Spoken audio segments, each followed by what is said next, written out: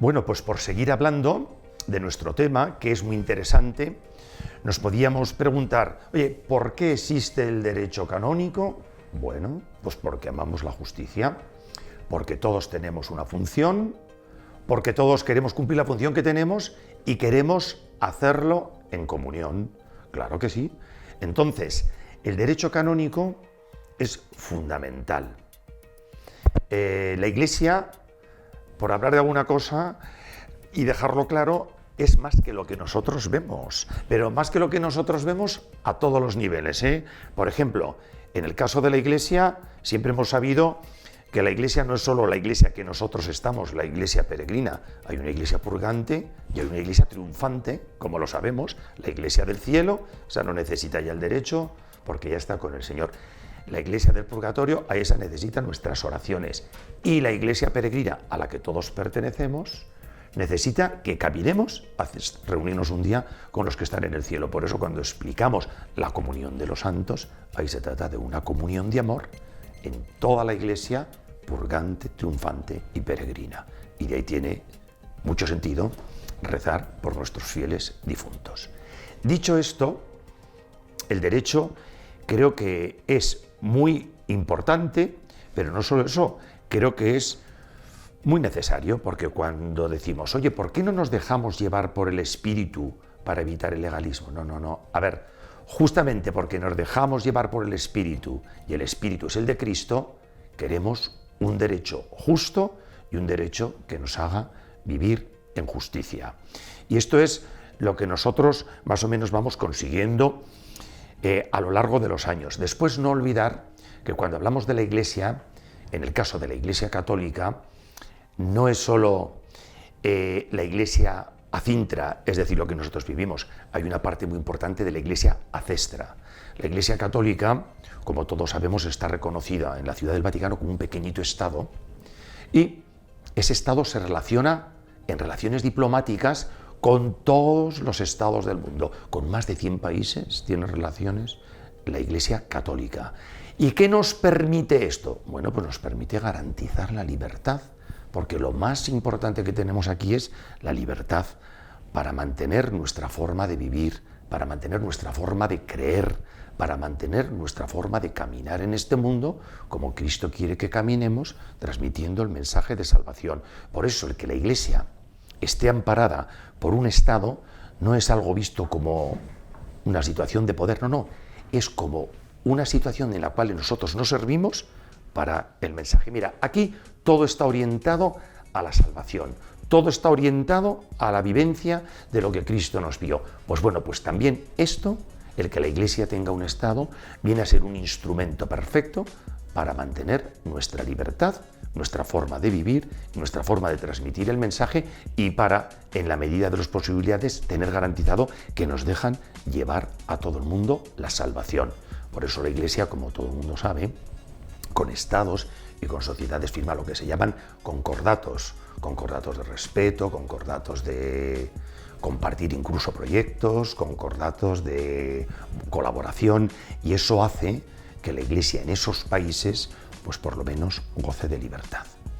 Y además esa libertad esté garantizada en el ámbito internacional. Esta parte es muy importante también. Claro, eso se hace desde el derecho, no desde el derecho canónico, evidentemente, porque el derecho canónico es un derecho de la Iglesia hacia adentro, desde el derecho internacional, pero claro, nosotros también estamos en el mundo, no estamos en una isla donde no nos relacionamos con nadie, y el cristianismo y la salvación es para todos. Por eso también nosotros tenemos que tener esta parte que nos lleve a vivir desde la Iglesia una proyección de que el mensaje es de verdad universal. Por eso la Iglesia es católica, por eso la Iglesia mantiene su derecho interno y por eso la Iglesia, de alguna forma, es parte, por medio de sus tratados y de sus convenios y de sus relaciones, del derecho internacional.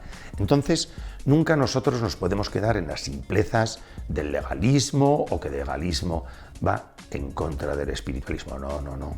Nosotros tenemos que ver siempre la parte carismática de la Iglesia, que esa está garantizada, y la parte institucional, que posiblemente la institucional no solo no merma la carismática, sino que la garantiza, como he dicho, para que la podamos vivir. Por eso lo importante del derecho en la Iglesia a todos los niveles. Bueno, pero esto yo que les hablo en la Iglesia, ustedes lo pueden ver en la sociedad. Cuando ustedes tienen algún problema, gracias a que hay un derecho, a que hay una regulación y a que hay una ley en la cual ustedes lo que tienen lo pueden defender. ¿Por qué? Porque si no hubiese nada de eso, serían objeto de las mayores injusticias. Y gracias al derecho en el ámbito civil, cuando el derecho sobre todo es justo, uno puede defender situaciones de justicia. Y cuando hay una falta de derecho, pues todos sabemos lo que pasa. Ahí viene el abuso de poder y ahí vienen otra serie de cosas que lo único que hacen es deshumanizar y hacer sufrir a las personas que tienen que padecer la deshumanización de las autoridades. Entonces, que nadie dude que la Iglesia, como sociedad, antes se decía, y suo genere perfecta, es decir, como sociedad perfecta, es decir, como cualquier sociedad, necesita su derecho. En nuestras relaciones necesitamos el derecho. Nuestro derecho está en concordancia con los derechos humanos, pero sobre todo nuestro derecho está basado en el iure divino, en el derecho divino. Es decir, un derecho que está en la base. Ninguna ley en la Iglesia puede ir en contra del derecho divino y es más, hay que tratar que ese derecho divino quede reflejado en el derecho de la Iglesia. Por ejemplo, hay cosas de derecho divino que nosotros no tenemos ninguna duda. Por ejemplo, el primado de Pedro. Tú eres Pedro y sobre esta piedra edificaré mi iglesia. Así lo ha querido el Señor. Y gracias al derecho se garantiza la sustitución de los papas, se garantiza la comunión en la Iglesia y eso nos hace diferente a todos y a todo. Porque nosotros, mira, les voy a decir una cosa, para que vean qué maravilla. Si una vez tienen la suerte de ir a Roma, se vayan a la iglesia de San Pablo Extramuros, o San Paolo Forimura, como se dice allí, y verán desde San Pedro pintados todos los papas arriba en el techo hasta el actual. Eso quiere decir que la sucesión apostólica, eso quiere decir que la comunión con Roma, gracias al derecho, ha sido garantizada, se ha mantenido. Y somos la única iglesia que de San Pedro ahora mantenemos el mismo depósito de la fe. Evidentemente, gracias a un magisterio que a situaciones cambiantes, ese depósito, que no se puede tocar porque la revelación evidentemente terminó, pero sí que se puede adaptar a las situaciones del mundo. Y eso se consigue con el derecho, ¿eh? Gracias al derecho se puede conseguir. Por eso ya ven que el derecho no nos limitamos, no, es un conjunto de leyes. No.